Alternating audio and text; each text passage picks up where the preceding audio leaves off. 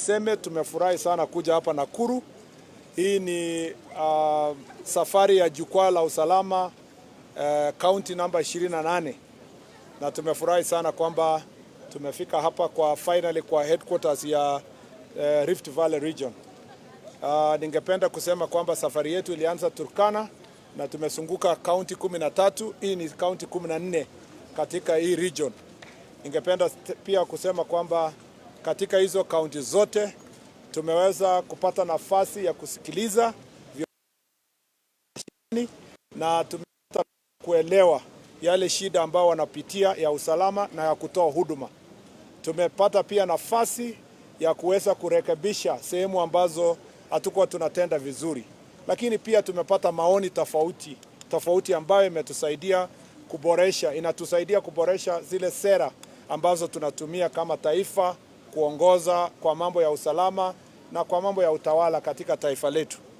Kwanza ningependa kusema hapa Nakuru, hapa ni headquarters, hapa ni county kubwa, kuna zaidi ya watu milioni mbili, na hapa ni kielelezo ya taifa nzima, ikiwa kwamba tunajua wote kwamba Wakenya wote wanapatikana hapa Nakuru.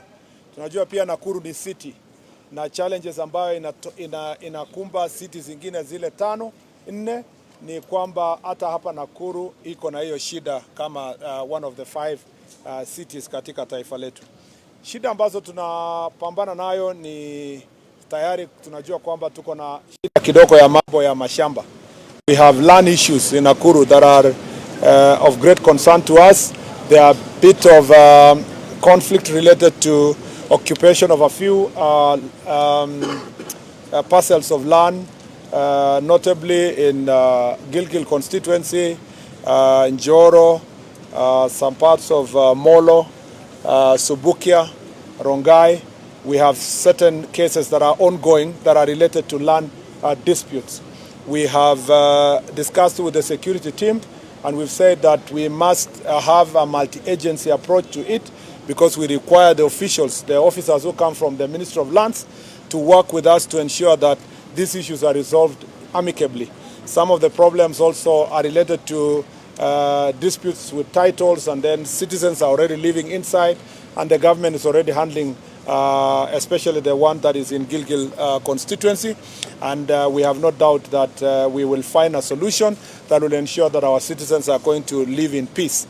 We want to also reiterate that most of the areas that we have land dispute is also multicultural, the many tribes that live in the place, and we want to make sure that while resolving those disputes, we do not ignite any differences among our communities, different communities living in different parts of this country.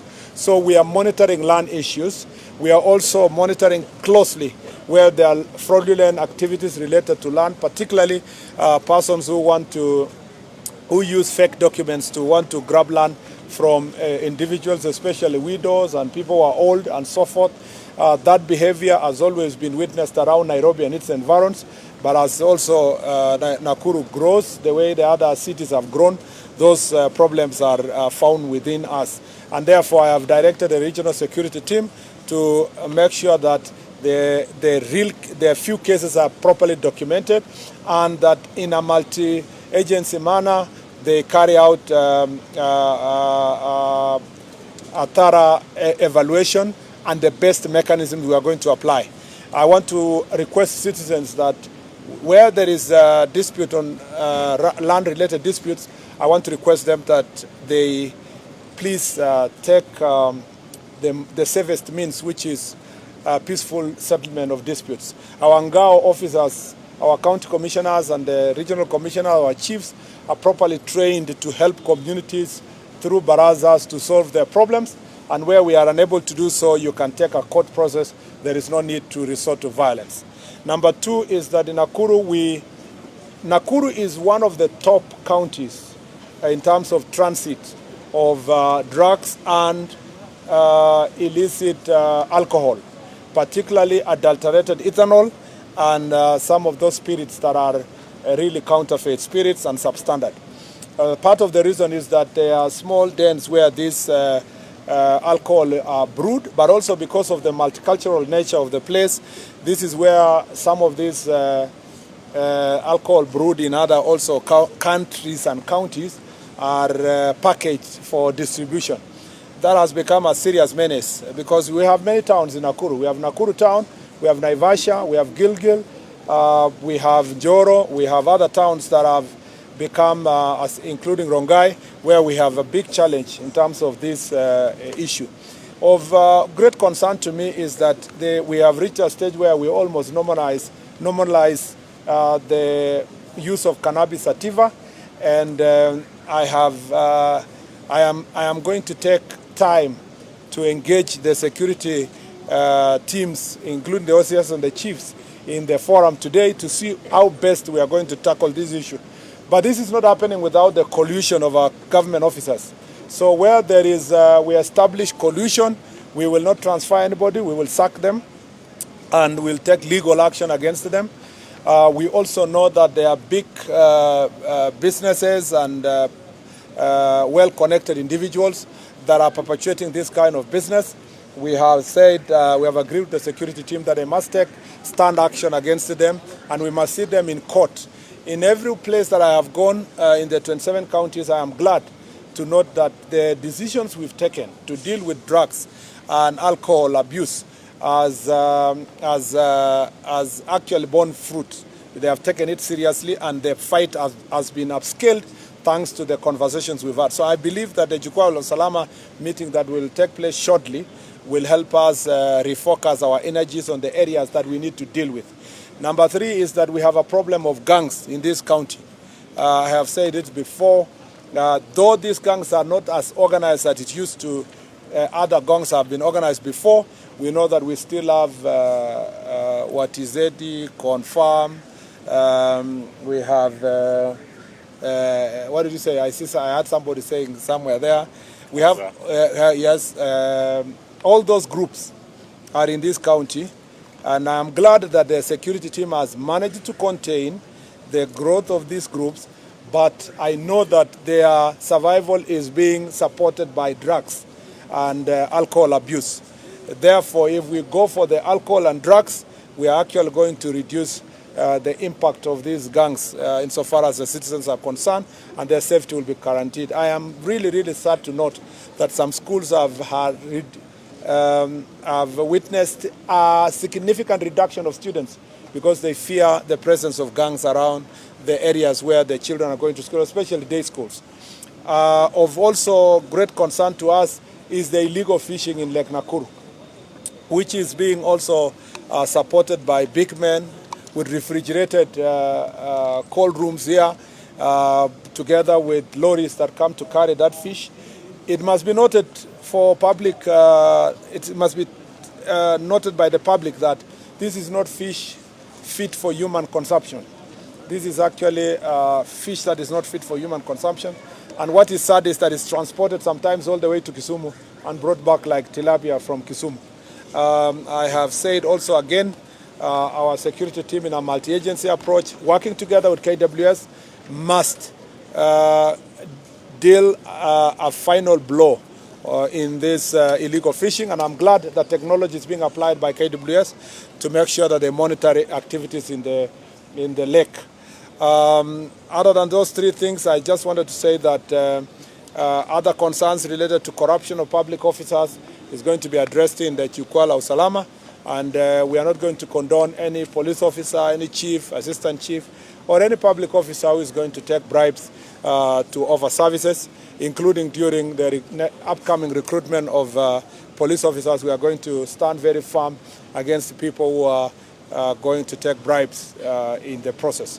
We want to realign our public officers and to make sure that their work is properly done. Just a summary of the 14 counties, we've been able to focus heavily on the drugs menace, which is prevalent in Trans Nzoia, Uasin Gishu, a little bit of Kericho, Narok, and now here in Nakuru. And we have been able also to deal with issues of banditry. And as you can see, there is silence in the Kerio Valley because our officers have found ways of working in unison to get rid of the bandits. And therefore, counties like Turkana, West Pokot, Baringo, like Kipia and Samburu and Elgeyo Marakwet have witnessed a significant drop in acts of banditry across the region. And as I've said, I'm happy to see that we are aligning our officers. There are many issues that they have raised. Some will be in the policies that we are going to unveil, and the report that is going to be done is going to help us make sure that we deliver properly. I'm glad also that the governor is here and the leadership of the county, because some of the things we are doing it together. Some of them are building police stations, giving licenses and so forth, and we are working together to make sure that our county is properly streamlined and we enjoy a very cordial and good working relationship.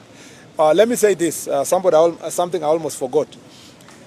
We will not condone acts of incitement, especially by persons who are looking for votes. Sometimes they call themselves leaders. We're not going to condone incitement, especially when it involves inciting ethnic tension and ethnic fights. We welcome everybody to enjoy their constitutional right to choose the leaders they want to do, but we will not allow anyone to incite people along tribal lines. And I promise you, we will take very stern action against anyone who is going to do so, and we believe that the judiciary will work with us to make sure that the issue is dealt with accordingly. Asanteni sana.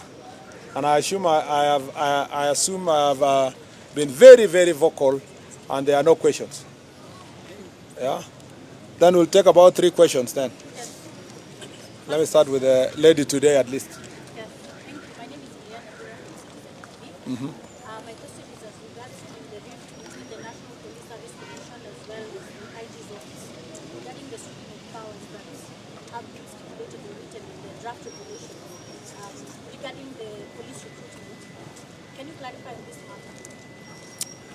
Yeah, there has been previous debates around the role of the Commission and the role of the National Police Service itself insofar as recruitment and sometimes payroll issues are concerned. I just want to say that we will always strike a balance in terms of what the Commission can do and what the National Police Service can do. Identification of able men and women to serve in National Police Service require certain level of expertise on the part of those who are doing so, and therefore we cannot wish away the role of the police officers themselves in terms of identification, scrutinizing, and hiring of police officers.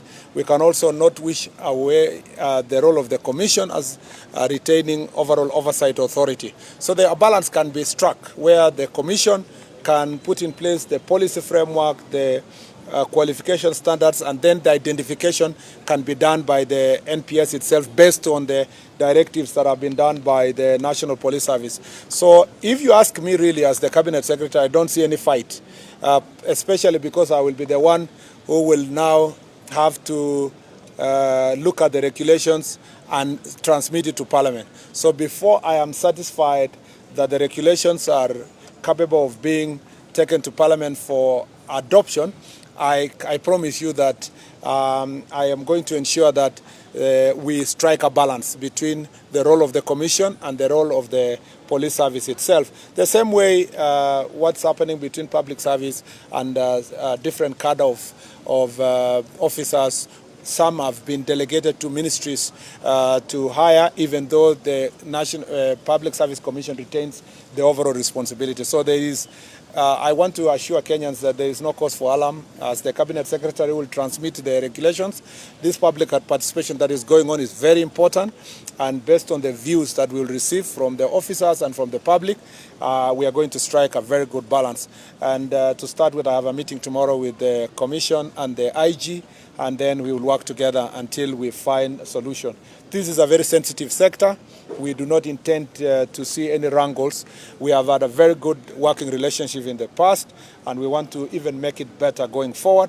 And from a policy position and from a Cabinet Secretary office, I don't see any cause for alarm. And I want to allay any fears that there is going to be a disagreement of any manner. I'll take 3. Minor. My question is on Chan, specifically in the game on Sunday, as in Zambia. Yeah. There's a concern raised by the local organizing committee chairperson just today. Yeah. Say there's that threat, the security threat of people or supporters forcing their way into the stadium.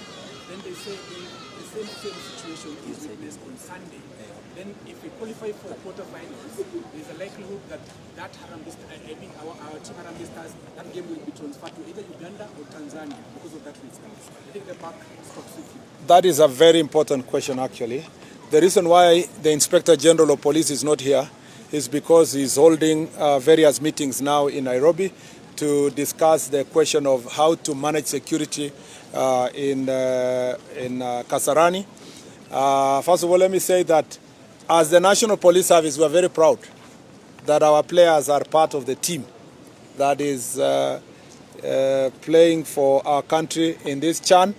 And you know that National Police team is Premier League champions. So we have direct interest, first of all, as National Police Service on matters football.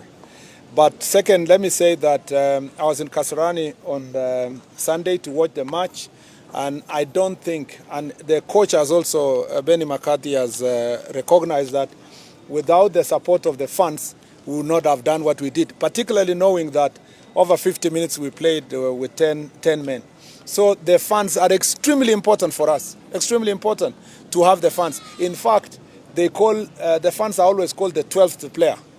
And we do not want to miss the opportunity to have the fans or to play before our own fans. I therefore, from a security perspective, would like to beg all Kenyans to really avoid going to the stadium unless you have a ticket. It is going to reflect badly on us. It is going to give us security problems. If the capacity of the stadium is exited, you can easily have a massive disaster and a security challenge for all of us. I want to request Kenyans, for the sake of our team, and if we all want Harambee Stars to reach finals, let us respect the regulations that CAF has put in place, and even the penalties they have given us to play 60% of the capacity. Let's just abide by it, and let's buy the tickets the way it is required. It is important for us to do so. It's also important, perhaps, for the Ministry of Sports, working together with the county government of Nairobi, and perhaps also the governor here and other governors across the country, to perhaps erect big screens around various parks across the country as our teams progress to quarters, semis, and I believe finals, because there will be demand for festivities that come with fans watching together the match and cheering. It may ease the burden of having many Kenyans wanting to go to the stadium. So I want to request Governor Sakaja to also explore ways, working together with our Minister of Sports, of easing the pressure by creating, erecting big screens for Kenyans to watch the match away from the Kasarani itself. But I really want to request us to abide by the rules and protect our team, protect our security, protect our integrity. Remember, this is just but a curtain raiser. The real deal is 2027, when we host the Africa Cup of Nations. So we don't want to see defiance or to find ways of Kenya being banned from hosting the Africa Cup of Nations 2027 because of incapacity. We have also noted that this thing is positive in nature, because it shows that the government of President Ruto has delivered something that Kenyans have been yearning for over 40 years. The last time we held such a tournament was 1987. So this is a hunger that the people of Kenya have for sports.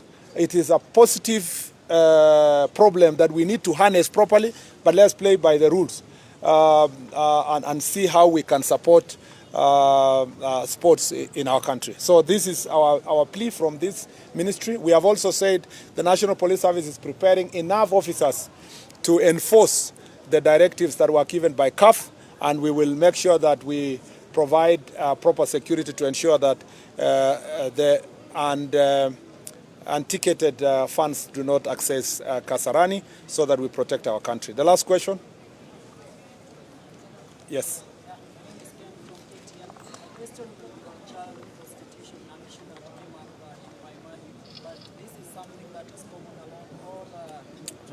Yes.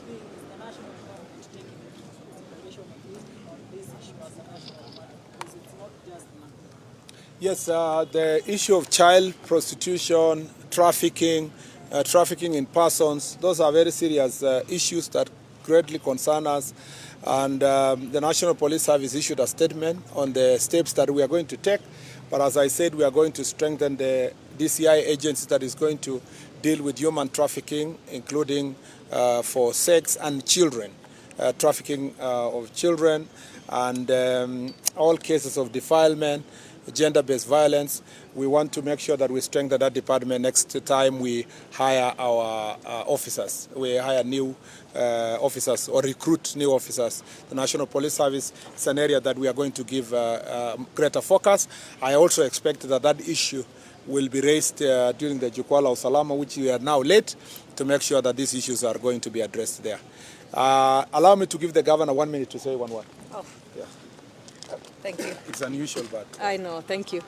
Thank you very much. I think for us, we are very happy to have the CS for Interior here with us in Nakuru today, because a lot of the issues that we have been going through, you have really pronounced them very well, showing that you are quite aware of what the issues we are facing here, or the challenges we are facing here, in terms of security, in terms of issues to do with land, in terms of issues to do with drugs and alcohol, gangs, and the fishing at Lake Nakuru, the illegal fishing actually, and also finally on that issue of Mai Mahiu that has been a problem for us as a county. We've put up a committee that's working with our county security team to go up there in Mai Mahiu and in all those other centers that have been mentioned here, and hopefully together we'll be able to come up with a solution so that not only do we stop those who are doing it, but that it doesn't happen in the future. So we look forward to the Jukwaa la Usalama, Waziri, to those discussions there. But as a county, we appreciate and work very closely with the national government in terms of security, so that we can make sure we secure and keep our county secure and stable. Thank you. Thank you very much. Asanteni sana. God bless you.